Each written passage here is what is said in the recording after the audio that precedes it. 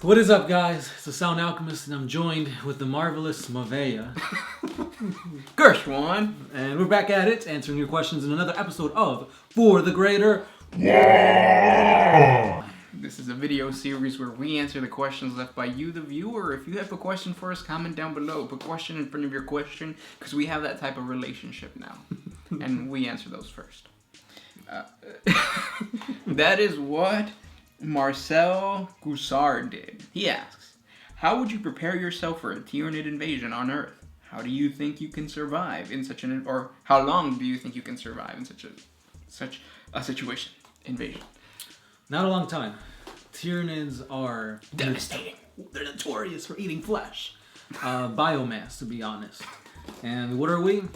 Biomass. Ass. So the thing that I think gets bypassed so much in most of the lore is that when a Tyranid invasion starts hitting, before even the giant Tyrannofexes, is that a yeah? That's a thing. All those big monster Tyranids come out. There's microbe Tyranids that infiltrate the water, the air, and the soil. So it completely just obliterates everything from birds to water. So there's really no escape. You would have to have a bunker already ready for you. So let's make the assumption that we do have that. We're one of those crazy people that think that the world is going to end via Tyranids. And we have our own bunker. But even before that, most likely your buddy that you're going to get into that bunker is freaking a gene stealer. That's true, because whenever a Tyranid invasion comes in, there has already been Tyranids invading your planet since the beginning. Trump. So yeah, I mean, you'd be screwed because those gene stealer, who are now hybrids, right? That's the final form. Yeah, they would have created a TLC show that goes around showcasing all the different crazy people with their bunkers, and then when the Tyranid invasion comes in, they just, through the hive mind say, these guys have good bunkers and they're here. Go attack them first, so you would be destroyed. But let's say... yeah, let's say that didn't happen. You're one of the lucky few that live in Antarctica or whatever. Yeah, what would happen is you go into the bunker and you shut yourself. You don't try to fight. What you want to do is you want to make yourself unknown. Be silent, be quiet, and hope that whatever structure you made is not biodegradable, so that the Tyranids won't consume it. You can actually write out the entire invasion if you want to. You know what? I've been safe for 3 years. Let me go outside and die. Well, yeah, exactly. Because once you go outside, there's no more atmosphere. There's no more vegetation. There's nothing. It's just a rock. And as soon as you open the hatch, unless you have some NASA style space suits, you're gonna die. Yeah. And then again, you need to have a way to leave the planet and go to a safe planet, which by then you're gonna die.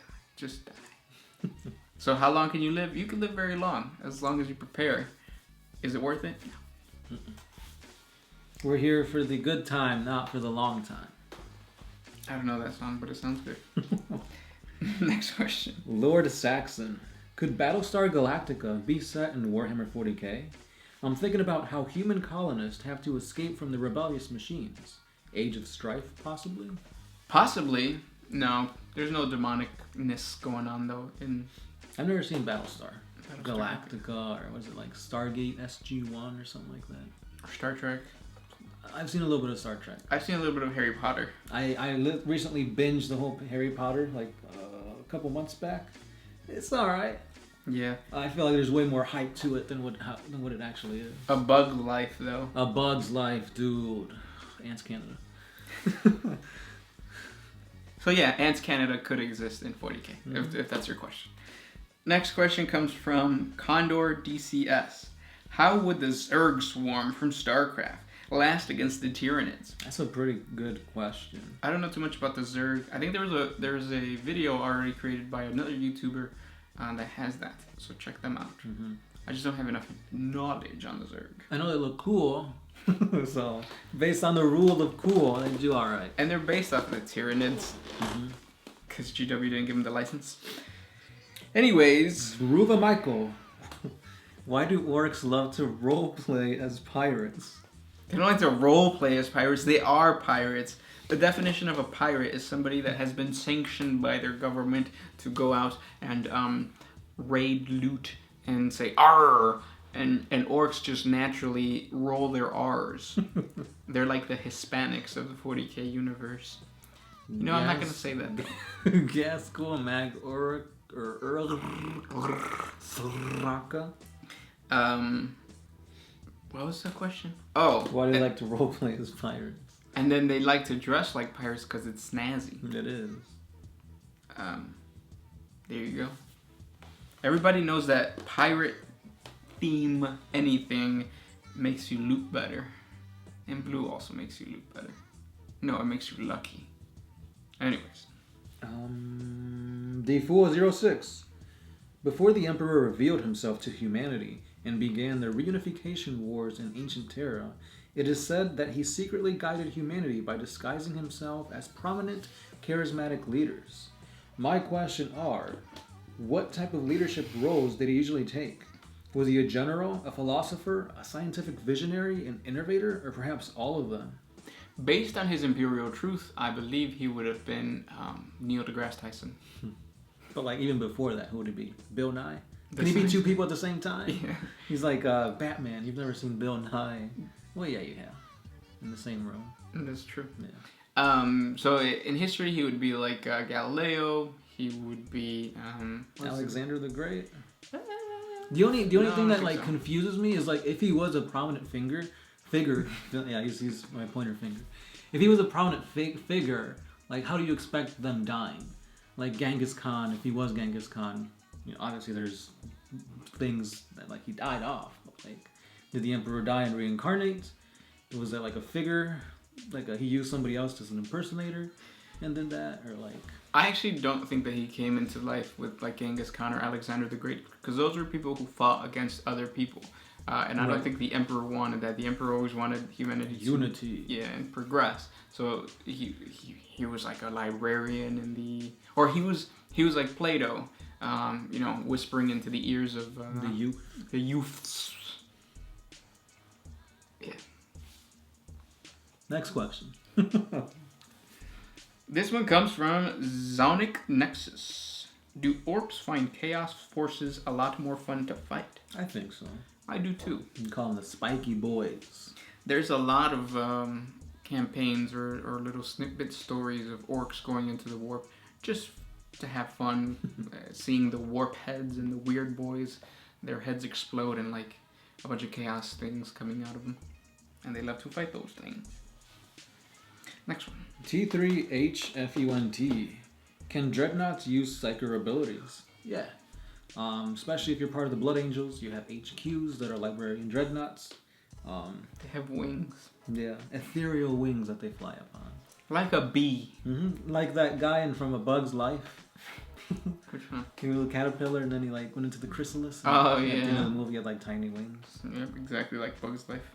Bug's Life is so relatable. Next question comes from Michael Howell. I actually preferred Ants. You see that movie? With Woody Allen, Sylvester Stallone. Yeah, I like that one too. I like both of them. One of them was definitely not for kids. Not for kids, yeah.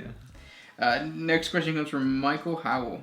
Is it possible for an Imperial object to corrupt a Chaos artifact in the same manner as a Chaos can infect Imperial objects like weapons, vehicles, people, etc.?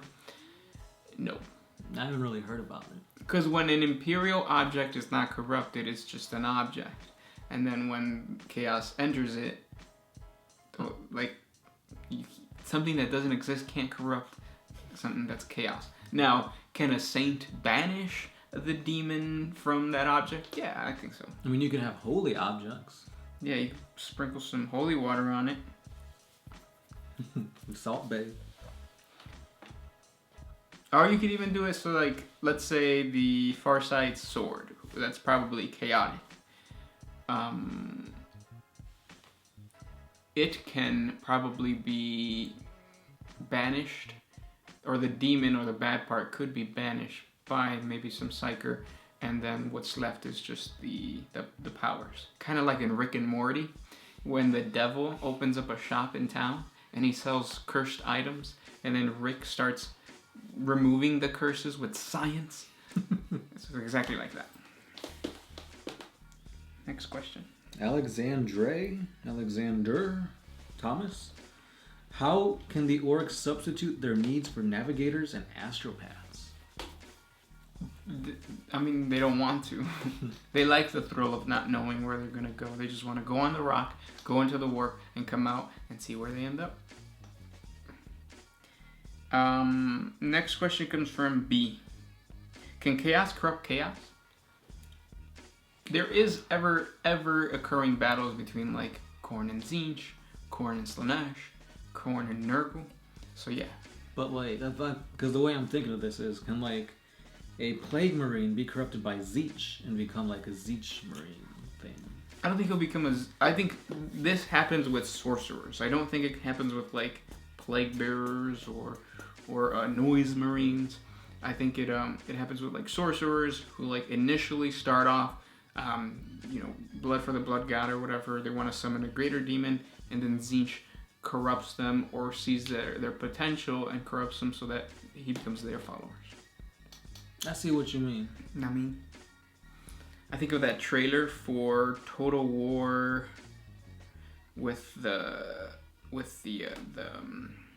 sorcerer who's talking about how it's been difficult to maintain the empire, and then Tzeentch corrupts him and stuff like that.